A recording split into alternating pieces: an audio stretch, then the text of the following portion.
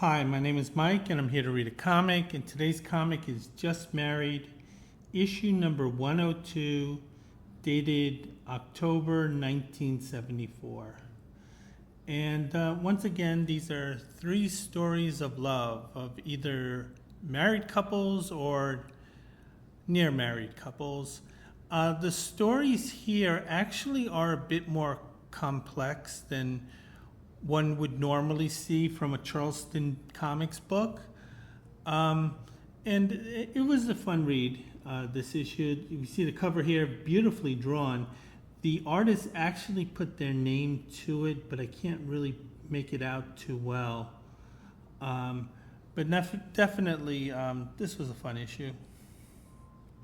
So I'm going to go into it. The first story is The Best of Two Worlds. Our protagonists are Allison and Dirk. And this is basically, Dirk wants a trad wife. And Allison kind of gave the impression that she would be, but once he slipped the ring on her, she suddenly changed her mind. And that she was going back to work, and she basically was going to say, fuck this guy. And his trad wife nonsense. So basically here, they're already married. And they're having an argument because one of the things that Dirk had said specifically was that he did not want Allison to work. Now, if this was a deal breaker for Allison, she should have just simply said, hey, good luck finding your trad wife. Go to Utah. You'll find plenty of women there who are interested in that, but it's not for me. And that would have been the end of it, but unfortunately, Allison was deceptive because, she definitely gave the impression to Dirk that I'm going to be a trad wife, and she's making it clear she isn't. That Allison wants to go back to work, but she doesn't want to announce it, just straightforward. She wants it to be kind of a gradual thing. So what she's telling Dirk is that, my old job called me. There's a special project. There are things hanging in the air right now, and they really need me to come in as a consultant and kind of fix this short-term problem.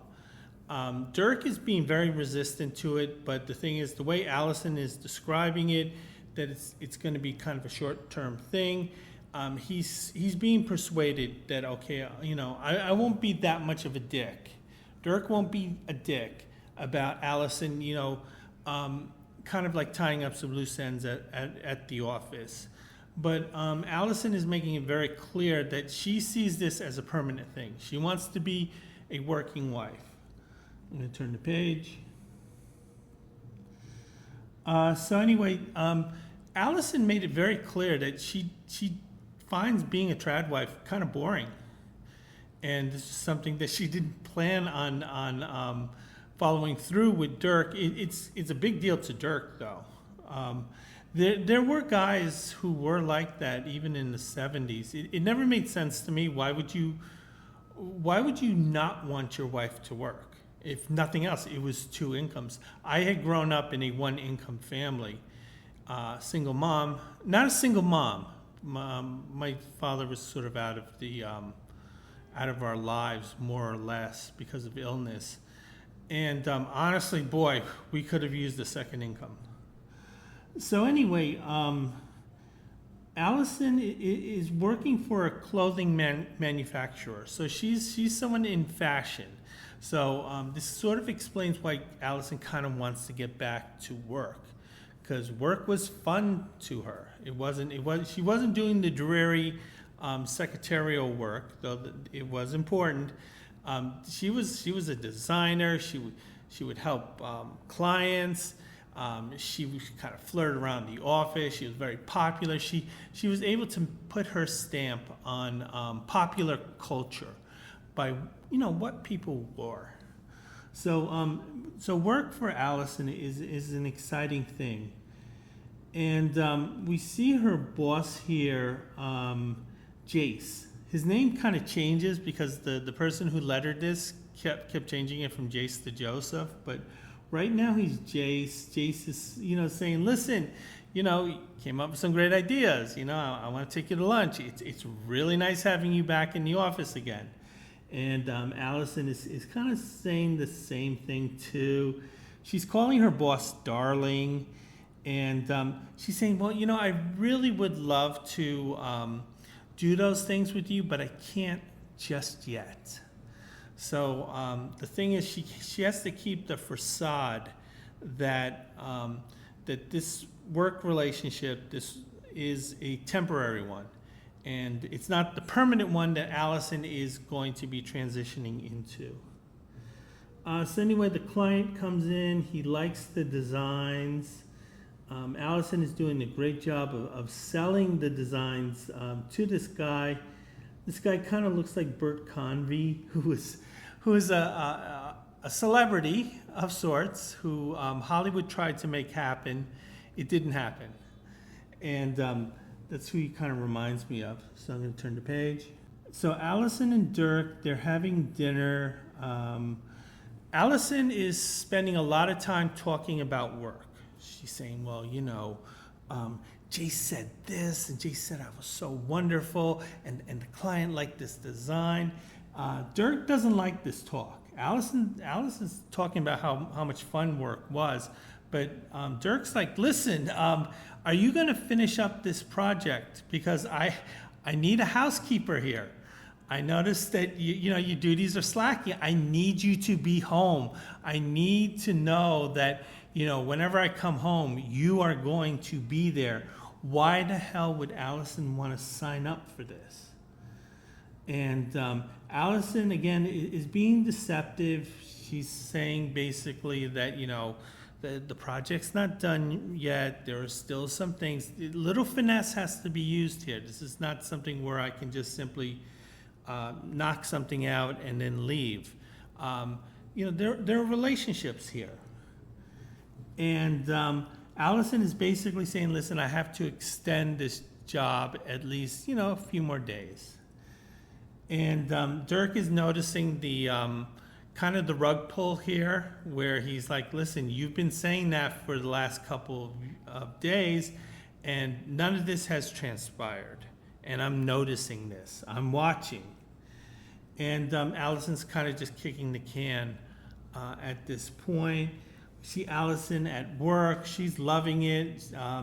She sort of has this kind of already husband relationship with her boss. I've been in situations where there was someone who clearly was married, but they were also kind of married to one of the employees. So there was sort of the office wife and the home wife. And as far as Jace is concerned, Allison is the office wife. So while she's a married woman, she's being kind of wined and dined by Jace here. In kind of more direct terms, we can say that Allison's a hoe. I'm going to turn the page. So Allison is also explaining that there were late sessions because this is the fashion industry. Things move fast. Sometimes they have to work more than 8 hours. And Allison is completely fine with this. Allison is more comfortable and relaxed in the office than she is at home. So it kind of makes me wonder why she got married here. And Allison is thinking, listen, I need to call Dirk here. I know I'm stringing him along, but this is becoming more serious than I thought. I really enjoy being in the office, and I really don't like being at home. But at the same time, I'm married to Dirk here, and I kind of have to resolve that issue. Then we see Jace. He's really coming on to Allison here. He's saying, listen, I'm going to slip a little bonus into your paycheck. Hey, maybe I can slip another bonus into you. We can talk. And, Jace here is really putting the pressure on Allison in kind of a very subtle way. Allison, she's having a moment of weakness, and she embraces Jace, and the two are kissing. And as they're kissing, Dirk walks into the office. Dirk is like, where's my dinner? I want my pie. And you're here kissing him like a hoe.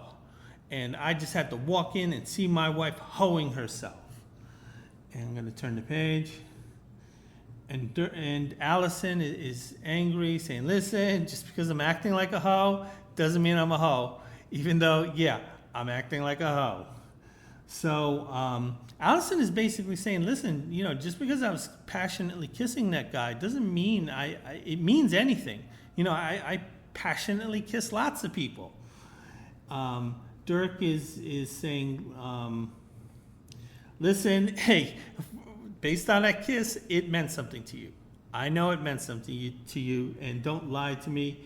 And he's giving an ultimatum, saying that you either come home with me now and you stay home, or when you come back, I'm not going to be there. Allison decides not to leave the office, and Dirk slams the door. Allison realizes that Dirk means this. And then Jace is saying, listen, this guy's bluffing. You're a wonderful woman. He's not going to be so inflexible as to kind of damage the relationship that you have with him now. Allison is very upset, and she's blaming Jace for this, saying, listen, I know I have free will, I know I have agency, but you made me do those things. And Jace is kind of like, huh? What do you mean? And Allison is saying, well, I'm going. So Allison is kind of leaving work. She's upset. She comes home. She sees Dirk is packing his suitcase. So he's going home to mommy, and they've been married probably less than 2 weeks. So Dirk and Allison, they are talking it out. And Dirk is saying, listen, it kind of bothered me seeing you passionately kissing that creep. The only creep you should be kissing is me. The one who wants to keep you home and caged. That's the creep you should be kissing, me. Allison is saying, look, I know it doesn't look good because I was acting like a hoe. But, please, we can work this out. Please. I'm going to turn the page. So then we see some really nicely drawn panels of Dirk and Allison here. Allison has some tears in her eyes. This is almost like a Liechtenstein painting here. And Allison is declaring her love for Dirk, saying, probably, maybe I won't go into the office tomorrow, but I still have to do a few things. But yeah, I'm gonna be the trad wife that you want. And in 20 years, when you divorce me because you find a younger model, I'll have no money whatsoever, no connections to the business world, and my life will be ruined. And the two embrace. So yeah, in terms of staying together, I mean, as long as Allison is willing to kind of go into this passively abusive relationship, I guess they'll last until Dirk gets the younger model. So I'm going to turn the page. We see the find a word puzzle. It's based on like animals. Turn the page. So now I'm going to look at Just Jeanette. It looks to be one letter. Basically what's going on is that a 16-year-old girl is involved with a 21-year-old man. Age difference is, it's a little iffy, but it probably would work because he's pretty young himself. The problem is that he's pressuring her to get married. And for her to get married at that age means that she would miss out on high school. So she would have to drop out of high school and kind of be the trad wife that Dirk wanted. The problem is that her boyfriend is not balling like Dirk, and he's kind of like he's working on a truck as the assistant. So basically, someone drives the truck, he's the guy unloading it, and that's his job. And from those humble beginnings, he's going to build his empire. He's going to have his 16-year-old child bride, probably pregnant for most of those. Most of the years that they're going to be married early on. It's going to be a struggle because this guy has no skills, and she won't have any skills because she'll be dropping out of high school. The thing is, she doesn't really want to do this. She's in love with the guy, and she's been resisting the pressure to marry him because she realizes that, hey, 16, kind of young. The problem is that she's really not getting any backup from any of the parental figures involved. Both of her parents and his parents, they disagree with them marrying, but they stated that they won't stop it either. So the thing is I think the 16-year-old was looking for her parents, or maybe even his parents, to sort of be that lightning rod saying, no, I don't approve of this. She needs to at least finish high school first. But none of the parents are stepping up for her. So, and this is putting her in a bind because she's the one who's going to have to be the hard no. I think she was kind of hoping that maybe one of the parents would be the hard no, but that's not the case. And she's saying that she doesn't feel that it's right. She's getting some confirmation from high school guidance counselors who are saying, listen, your instincts are correct. You shouldn't marry him. But, she's under a lot of pressure, and she is 16 years old. So Jeanette is saying, listen, I get a lot of letters like this, and honestly, a lot of them are really sad. The girls who do marry early, they do end up regretting it. The one positive that I'm seeing from this letter is that you seem to realize this.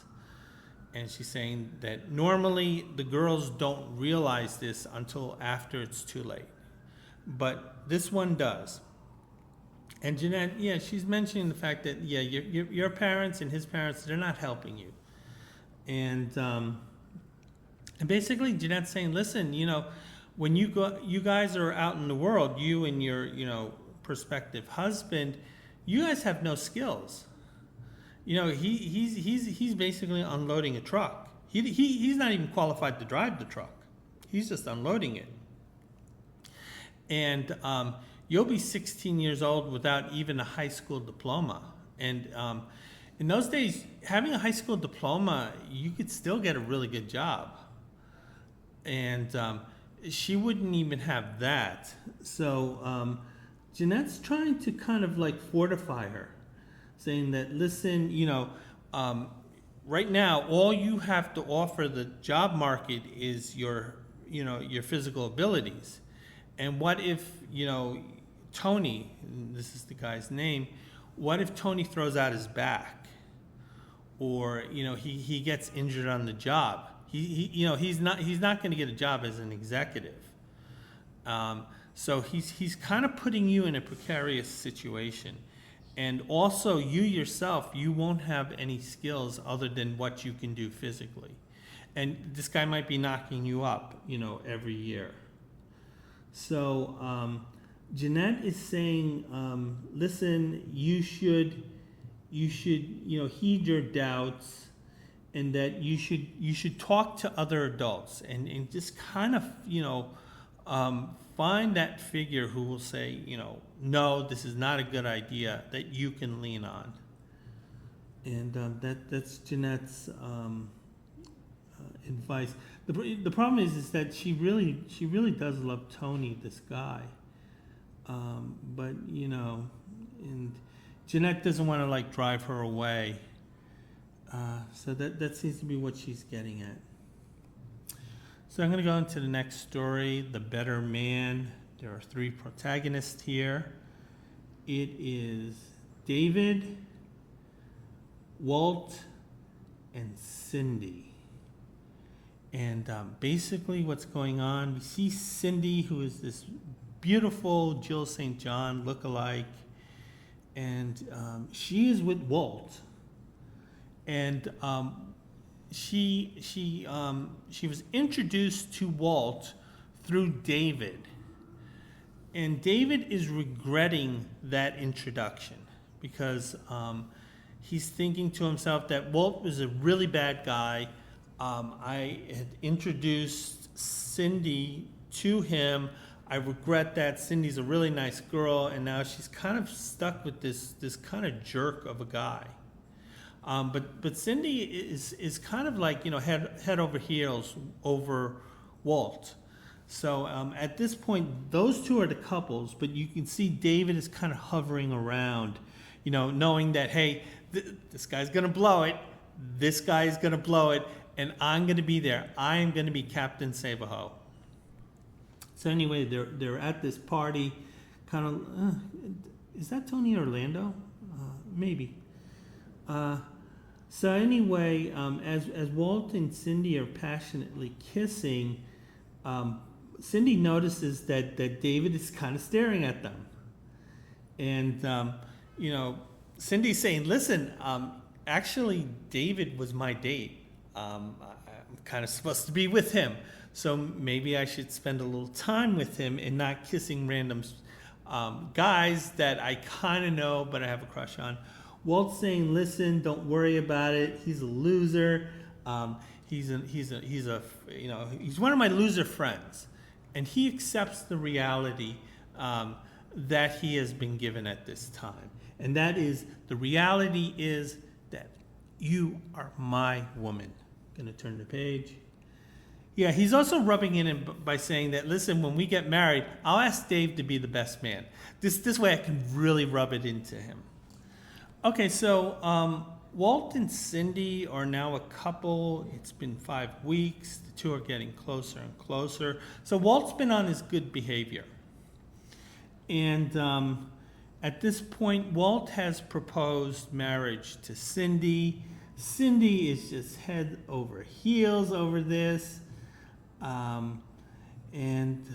Cindy is having some doubts.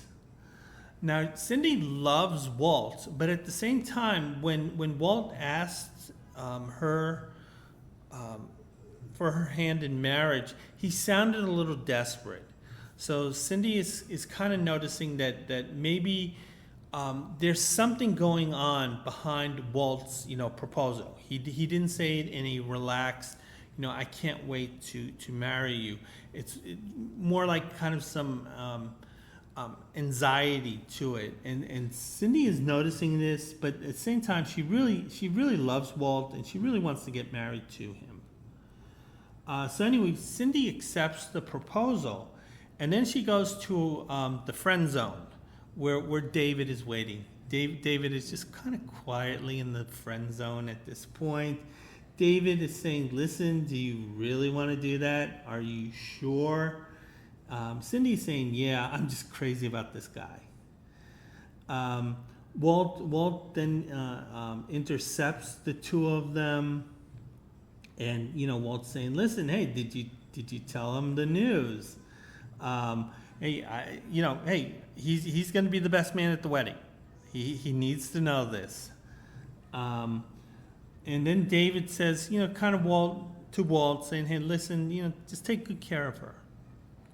So David is not actively trying to break the two up. But it's clear that he really doesn't want to spend any time around Walt. David is telling Walt very cryptically, Cindy's a very special girl, Walt.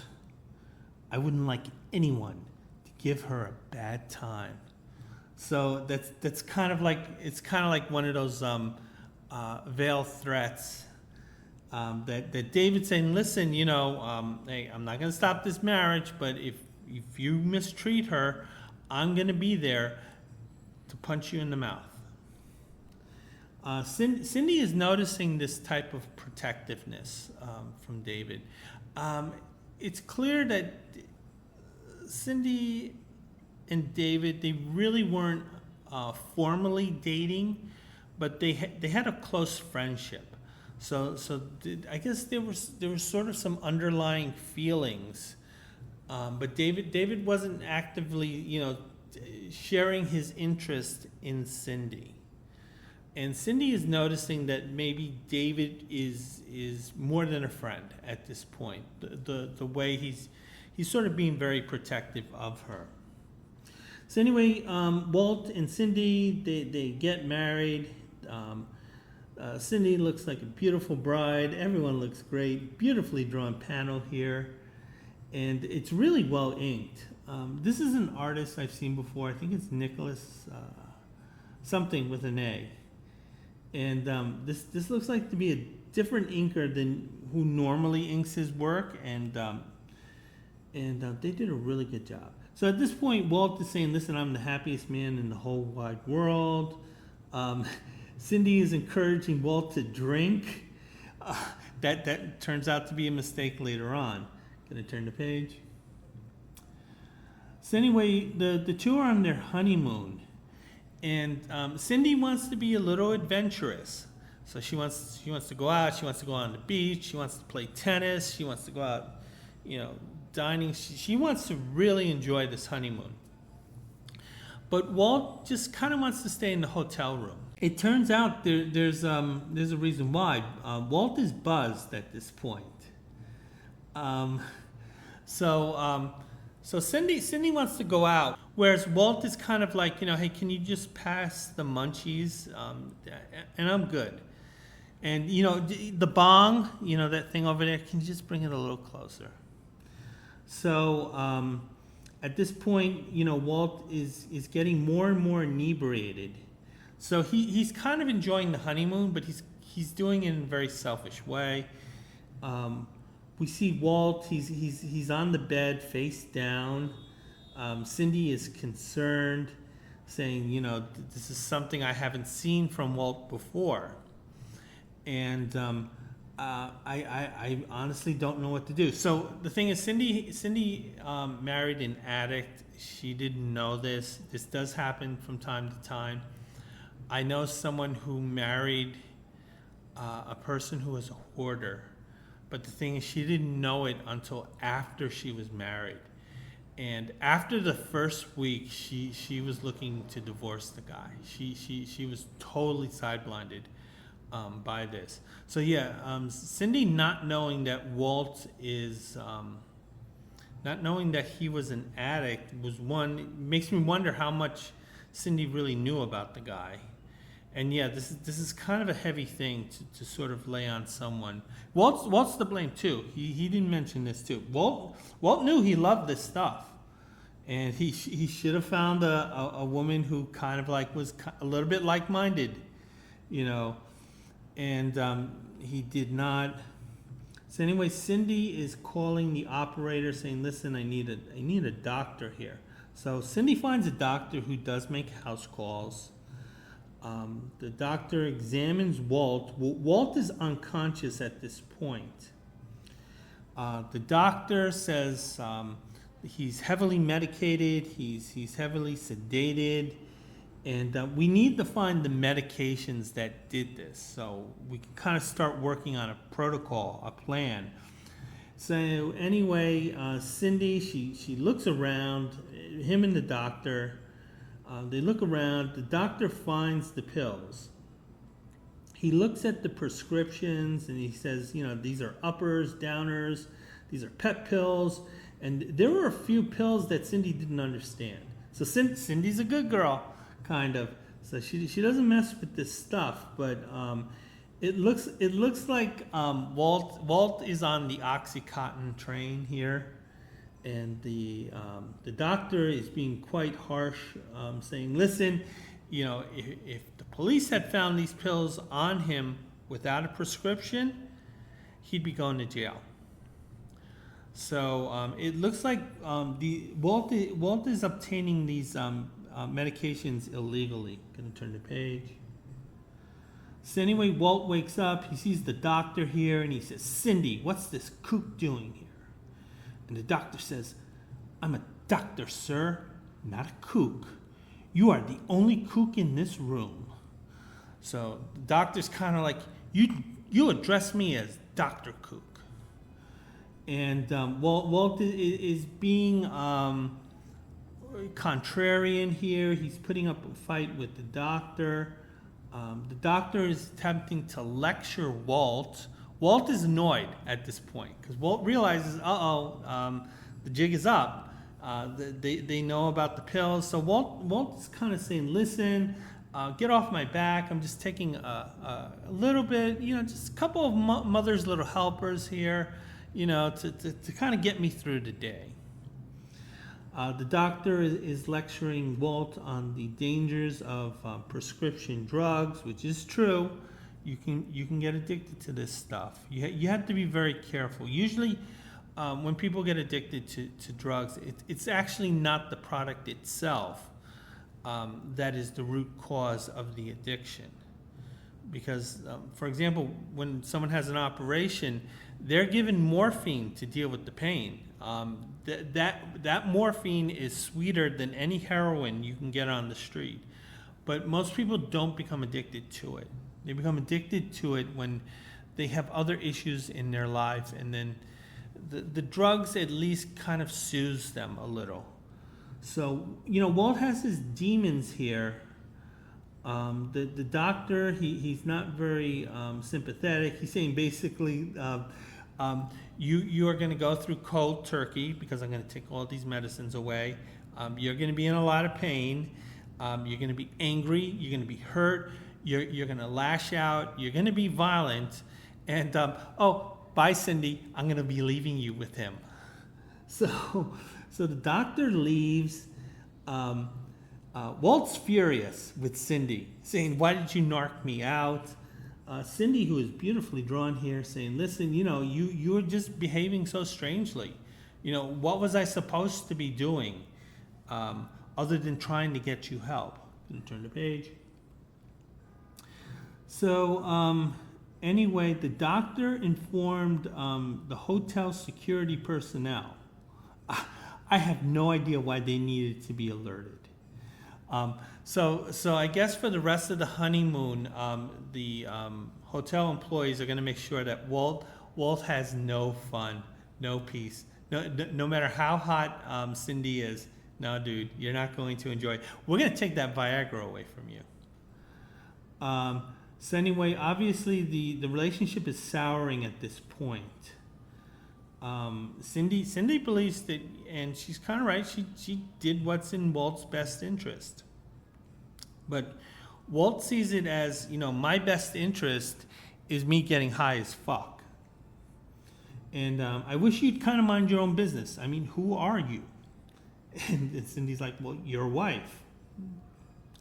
So anyway, they return home. They had the bad honeymoon experience. They're at a party. And David's there. And, David is talking to Cindy. And David has been kept up to date as to what happened. So David is aware of what's going on between her and Walt. Walt then sees the two of them together. He breaks them up. Walt's being a bit paranoid here, because I think he's looking for someone to lash out on, and he's going to lash out on David. Cindy's trying to calm Walt down. Walt's not hearing it. First, he corrects Walt with a swinging left. Cindy's saying, "Listen, are you crazy?" He's trying to. Then Walt corrects Cindy with a pimp slap. So this is a twofer. Walt is out of control at this point. Apparently Cindy lost a tooth here. So, Walt had to take Cindy to the dentist to put that tooth back. And the doctor is saying, listen, Cindy's going to be fine, but you might not be. Because apparently, so the doctor found out about what's going on. Walt's giving the doctor the stinky eye, kind of looking, holy crap, am I going to look like him in 20 years? I'm going to turn the page. So anyway, Walt, he didn't listen to the doctor. He's gonna do what he wants to do, and that is getting high. He's been going out late at night, not really keeping in contact with Cindy. Cindy doesn't know where he is. She's worried sick. She's staring at the phone, just kind of waiting for some type of answer. There's a ring at the doorbell, and Cindy is excited. She's thinking it's Walt. Walt's finally returned home, and she opens the door, and it's David. And Cindy's saying, "Hey, what are you doing here?" And David says, "Listen, I have some bad news for you." And David tells Cindy that Walt is dead. He DOA'd. And yeah, that's it. He's dead.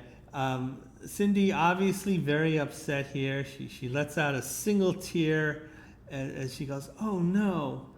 And Cindy's defending Walt from the grave, saying he really was a nice guy. Not a quote nice guy, but a genuine nice guy when he wasn't. And it was those horrible drugs that destroyed him. David is saying, "Listen, Walt thought he could handle it, and he was wrong, and he learned a lesson with a very high price." And then what happens is that some time passes, and then David and Cindy get married. So Walt kind of hovering, not Walt. So David kind of hovering around. It kind of paid off here. So David is going to be the man that Cindy needs, and David's going to be straight as an arrow. And he's not going to enjoy that sweet, sweet 420. And yeah, I think these two will stay together. She honestly should never have been involved with Walt. So I'm going to go into the next story. It's a very well drawn story, and it's A Good Fight is Fun. And the protagonists are Kevin and Ruthie. And these two are a very young couple, probably 21, 22. They got married. They have a very hip living room, definitely styled in 1974. And so there are issues.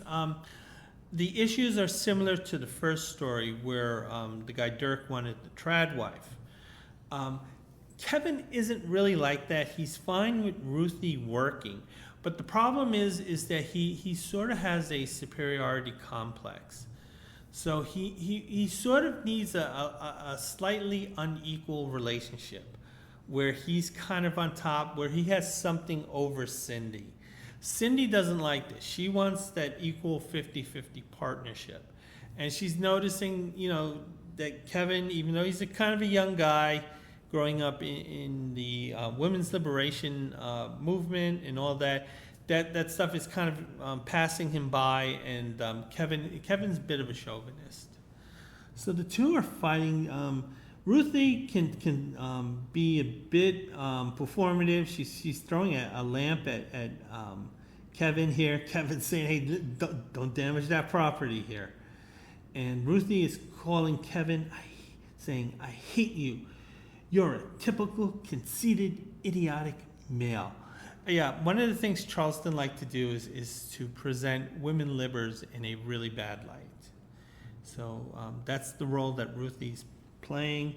There's a flashback here at a time when the two were really happy with each other. Kevin kind of looks a little like David Cassidy here. I would say Ruthie looks maybe a bit like, she has blonde straight hair. I can't think of any actresses that would kind of look like, maybe Twiggy, who was a model at the time. So anyway, it looks like Ruthie kind of knew some of these things about Kevin beforehand, but Ruthie kind of diminished those concerns because she was just so in love with Kevin. But at the same time, she loves Kevin, but at the same time, she realizes, hey, I'm going to have to change this guy because I want to be happy in this relationship, and I'm not going to be happy, being a subordinate to him. Turn the page. Beautifully drawn artwork. So anyway, Kevin really does love Ruthie. I mean, he doesn't have any kind of like hatred toward her because she's a woman. And yeah, there are guys who hate women, but they are married to them. And but Kevin's not really one of those. But Kevin likes the idea of him being the big kahuna. So Ruthie and Kevin, they're talking about this, and this is an aspect that Ruthie wasn't expecting in their marriage. She thought it was going to be rainbows and unicorns and not police squads, sirens going off like that. So Ruthie is at least trying to talk it out with Kevin, saying, listen, I didn't expect married life to be this difficult. And they're talking about the fact that Ruthie did mention this, and I kind of wanted to be independent. And you promised that, you're not going to put these type of restrictions on me. And she's admitting, saying, if I knew this aspect about you better, I might not have accepted that proposal. And Kevin's saying, listen, I knew you were reluctant to give up your independence. But, I thought you'd kind of understand. Ruthie's saying, listen, I did not think I would have to give up my independence. And she's saying, listen, I'm your wife, not your slave. So it kind of looks like there are differing expectations. When Kevin married Ruthie, he expected her to be a bit more accommodating, so to speak. But Ruthie's saying, no, I'm an independent woman, and me having this ring on my finger, I didn't plan on giving that up. And we see, again, some really beautiful artwork, very dated artwork, because this screams 1974. And so Kevin's trying to exert his dominance here, but Ruthie is pushing back. So at this point, they're going to have to come to some type of accommodation. Ruthie is saying that, despite that, the marriage, it was getting better, but at the same time, I do have to lay down the law. Ruthie likes grabbing and throwing things at Kevin. She picks up a vase, saying, listen, I've been waiting all day to throw this at you. And Kevin's like, are you nuts? I'm going to turn the page. The vase just misses Kevin. Kevin's really pissed. And he grabs Ruthie. And Ruthie's saying, listen, you're acting like an animal. Let go of me. Stop treating me like a child. But Kevin insists on treating Ruthie like a child. He grabs her, he takes her into the bathroom, he turns on the shower, and he puts Ruthie under it. So basically he's kind of punishing Ruthie like a 5-year-old. I guess maybe Ruthie's lucky that he didn't go to the refrigerator, pulled out the hot sauce, and put it on her tongue. Lisa Welcho, who was on The Facts of Life as Blair, when she wrote a child-rearing book, she said, yeah, that's a good punishment for your children. So Ruthie's kind of being treated like a child. And Kevin's saying, listen, I need you to know your place.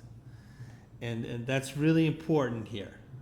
So it looks like Ruthie did fight back, and she actually belted Kevin at one point during the shower.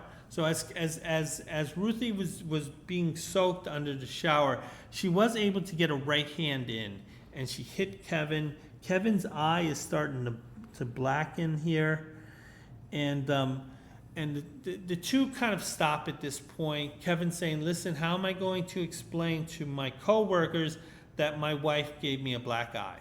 That I'm the battered spouse, not her. Ruthie's kind of proud of herself, saying, really? I really hit you? I mean, kind of like Muhammad Ali here. So Ruthie's really proud of herself, but the fact that she gave her husband a black eye. And turn the page. Same way that the two are fighting. Kevin is thinking that maybe Ruthie is being too influenced by the women's liberation movement, kind of like affecting her attitude. Kevin is also saying, listen, that thing you threw at me, that object you threw at me, your aunt gave it to us as a wedding gift. So you just destroyed something that was a gift at our wedding. Are you proud of yourself? Ruthie's saying, listen, I belong to a women's live group in the office, and you knew that about me. So the two are having discussions. They really should have discussed this before they got married. And what was going on was that she actually does enjoy many of the romantic aspects of being married to Kevin. Apparently, Kevin is a really good lover. He gave her a couple of hickeys. And what was going on was that when Ruth went into the office and some of the other female employees, they saw the hickeys. They were making fun of Ruthie, saying that, now you're a trad wife, that's the tramp stamp, those hickeys, and you're really sort of not living up to the ideals of a woman's liber. So the thing is that Ruthie was getting that type of pushback from the gal friends in the office, and she was angry at Kevin for kind of putting her in that situation. Kevin's kind of laughing about it at this time. Listen, in 20 years, you'll be laughing about this. It's no big deal. And you really shouldn't have let that bother you. And Kevin's talking about, hey, can you make some victuals for me? Can you go into that kitchen and whip something up? Because I know you got that vagina, which means you can cook better than me. Ruthie's saying, listen, I can scramble some eggs for you. But Ruthie's saying, listen, you have to clean the kitchen. So it looks like Kevin is fine with that. So they're sort of reaching a détente. They're kind of feeling each other out in terms of who's doing what. So Kevin isn't being totally inflexible. He isn't being a douchebag the way Dirk was in that first story. But nevertheless, Ruthie knows she has her work cut out. Now, one of the things that's going on is the two of them like playing doubles in tennis matches. So I guess there's another married couple that they're close to, and I guess every weekend they'll have like a doubles match at the tennis court. Again, this is a fairly common thing. I remember my half-sister, she loved doing that with her husband when he physically could do that. But the thing is that Kevin is super competitive about it. And Ruthie sees this, hey, when we're playing doubles, we're a team. And that means that, I help out as much as you do. We both want to win, but it's a partnership. And the thing is that Kevin is so competitive is that he's kind of hogging the ball here. So he's not really giving Ruthie an opportunity to get involved in the game, simply because he's just saying, I got it, and he's kind of racing all over. He's a very athletic looking guy here. Going to turn the page. So Ruthie is kind of thinking about Kevin here, saying that, Kevin is not as good as he thinks he is, but he's still a pretty good player. So Ruthie, again, she's evaluating the situation here, that she knows that Kevin thinks of himself as a top flight tennis player. He might not be that good, but nevertheless, he is good, and this behavior is going to continue. So that's the takeaway that Ruthie is having. Kevin thought they had a great time together. Kevin's saying, I can't wait for the next time. We have that tennis match. But the thing is that Ruthie is saying, no, there was no we. There was you. I was just standing around. And you were hogging up everything. So this is upsetting Ruthie. I'm not sure whether it's because she's really passionate about tennis or the fact that Kevin is still fundamentally not seeing this as a partnership. And that's important to Ruthie. Ruthie wants a partnership. She wants to be involved. She wants a kind of, almost like a 50-50 split. If it's a little toward one side or the other, she's like, okay, that's no big deal. But the point is she wants to be involved. And Kevin is sort of just simply dictating the terms by kind of just running roughshod over her. And she is making these feelings known, but the thing is, Kevin isn't really listening. He's just being a tennis hog. He's taking all the shots. Ruthie's having no fun at all whatsoever. And Ruthie has had enough. And she sort of deals with the situation passively, but somewhat painfully for Kevin. And the thing is that as the ball was coming toward Ruthie, Kevin was there trying to hog the shot, but Ruthie still swung her tennis racket, and she hits Kevin right in the ass. And Ruthie is like, oops. And she's defending herself, saying, hey, listen, that was my ball. And you came into that territory. And, hey, dude, you brought that upon yourself. Going to turn the page. So Kevin is saying, hey, listen, did you do that on purpose? Kevin's still not getting it. He's not getting the hint. Ruthie's kind of playing dumb, saying, listen, I didn't know you were going to do that, even though she knew exactly that Kevin was going to do that. So Ruthie at this point realizes that passive aggression is the best way to handle this situation. So Kevin is being a little more cautious around Ruthie because he doesn't want to get hit with that tennis racket again. There's a ball heading toward Ruthie. She swings, she hits it, but she almost hits Kevin. She kind of does that on purpose. So Ruthie is sending some signals to Kevin. Kevin's being a little dense there by not heeding them, but he's sort of awakening up a little bit. And again, Kevin is questioning Ruthie, who's drawn very beautifully here, saying, listen, did you mean to hit me there? And Ruthie's saying, no, that the ball was on my side of the court. You need to watch out for yourself. Again, this is a partnership. And if you're in my territory, hey, whatever happens, happens. Then we see Ruthie. She's in the locker room. She's fully naked, although we don't see that part. She's talking to her doubles partner, or opponents, I should say, and this is another married woman. Ruthie is saying, "Listen, I'm kind of tired of Kevin, kind of just being a ball hog. I'm tired of Kevin not respecting boundaries and not accepting this as a partnership. And the issues on the tennis court are somewhat amplified here. So Ruthie is really putting a lot in this tennis game, but that's simply because it's a kind of a reflection of what Kevin is doing. Ruthie's friend is saying, listen, honestly, he's kind of watching you more than the ball. So she doesn't see a problem with what Kevin is doing on the court. She just sees that Kevin is really in love with Ruthie. So she's kind of getting a partial view. And again, this is just such beautifully drawn artwork. Ruthie is making the point that, listen, we are a team. It's not just him and me just standing around. We're a team. And that's how Ruthie wants her marriage. She wants her marriage like her tennis games.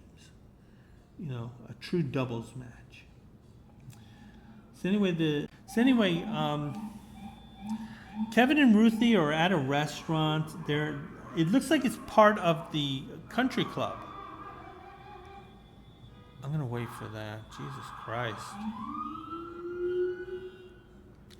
We got some loud police squads there.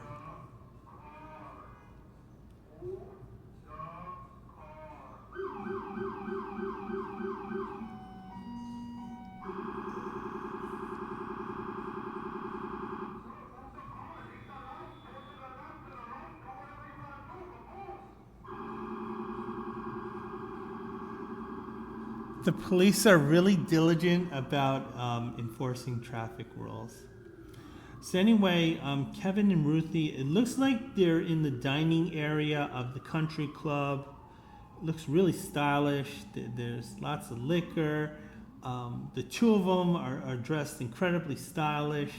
But they're discussing their marriage, and Ruthie is bringing out the fact that maybe the romance is over, and that the honeymoon period is over, and this is our marriage. This is what it's going to be like, and I kind of don't like it.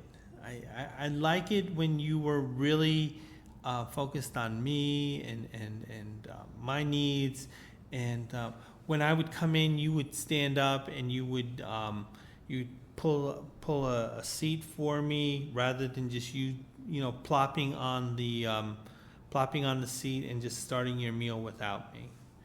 So Ruthie's kind of concerned that maybe Kevin is starting to get into that overly relaxed, I don't have to be romantic to my wife phase. Kevin is saying, listen, a lot of that stuff is outdated. And hey, you're a woman liver, and hey, you want to be treated like a guy, and guys don't. We don't pull chairs for each other. We just sit down and we kind of shovel down that grub. So Kevin is ordering for himself. The waiter is asking, what does the young lady want? And Kevin is saying, listen, I don't know. You gotta ask her. And again, Ruthie doesn't like this. Ruthie, I think, wanted Kevin to order for her. So again, this is the thing with Charleston. They really didn't like women livers. So the thing is, they're making Ruthie to be somewhat indecisive. Okay, on one hand, she wants to be an independent woman, but on the other, she wants the traditional manners that a husband would show, a wife. So they're kind of making Ruthie out to be a little indecisive. Kevin is sort of being passive-aggressive himself, saying, listen, you want to be a women's liver? Hey, I'm letting you be a women's liver. You can do some things for yourself. And I don't think Ruthie wants that. She wants to be included, but at the same time, she doesn't. She still wants, some expectations from Kevin that Kevin is going to be sensitive to her needs. So, Kevin's kind of just being kind of a jerk here. Also, they're discussing paying for the dinner. Ruthie's kind of expecting Kevin to pay for the dinner. Kevin's saying, nah, you want women's lib, 50-50. That includes the check.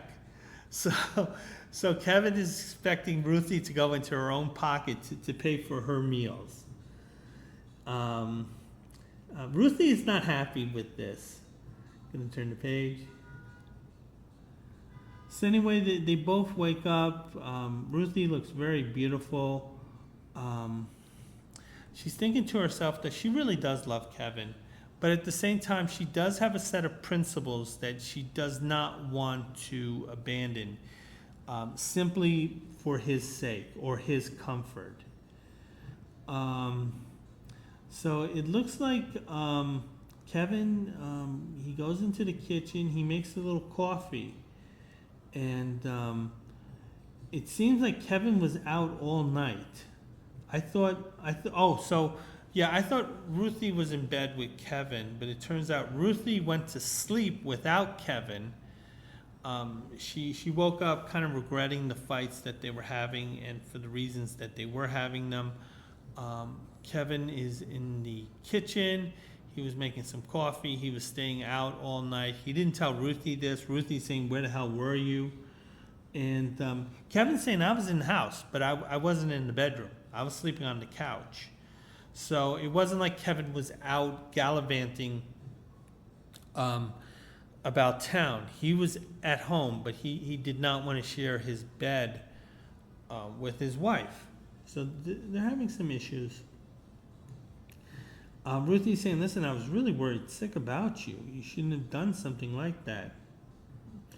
Kevin is saying, listen, you talk about your feelings a lot. What about my feelings? What about, I'm kind of a male chauvinist pig here.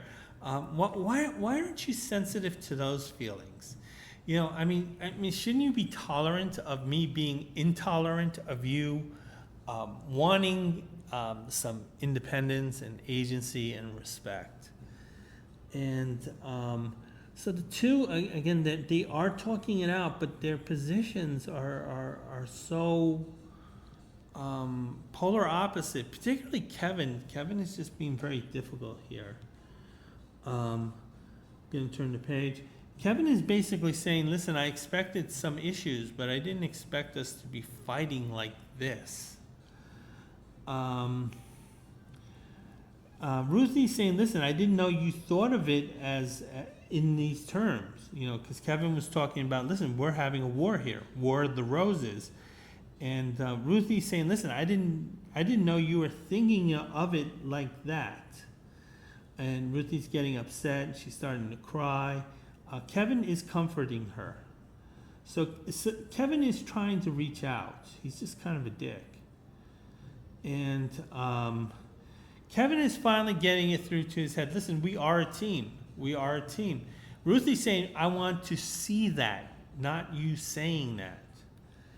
And Kevin's saying, listen, I know I need to make some adjustments. So Kevin is admitting, hey, I was wrong and I need to change. And Ruthie's kind of just saying, hey, listen, don't put me on a pedestal, show me some respect. We can work this out. It's not a problem.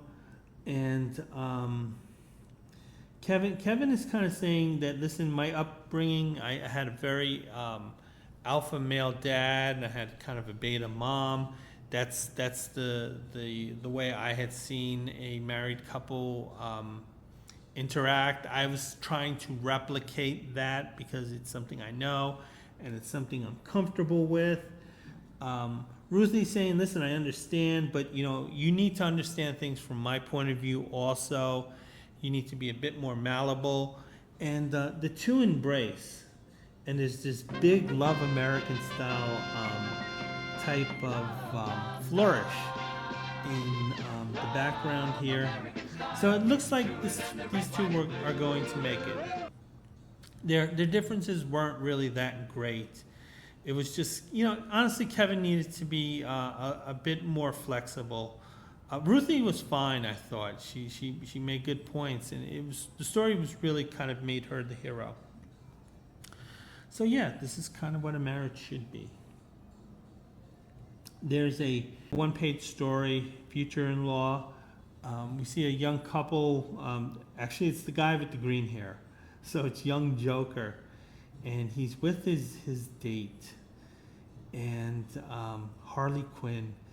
And they're at the beach. And they're at this kind of sort of beach. And what's going on is that, her parents are there with them. So this is an opportunity for him to interact with her parents. Because, it's very important to have mommy and daddy's approval. It looks like everyone's kind of getting along. And she wants to go on a swim. And Daddy's saying, listen, me and Mom, we're just going to start lunch. And you guys enjoy yourself. So then she's mentioning to young Joker here that Mom and Dad really like you. And I think things are going well. But then suddenly a huge boulder comes rolling down the hill. And both Joker and Harley Quinn, they notice this. And then Joker says to Harley Quinn, are you sure your mom and dad really like me? And she's kind of confused by this. So she's thinking maybe mom and dad kind of rolled down that large boulder to take care of this. They don't want her. They don't want their daughter marrying the Joker here. And yeah, that story made absolutely no sense.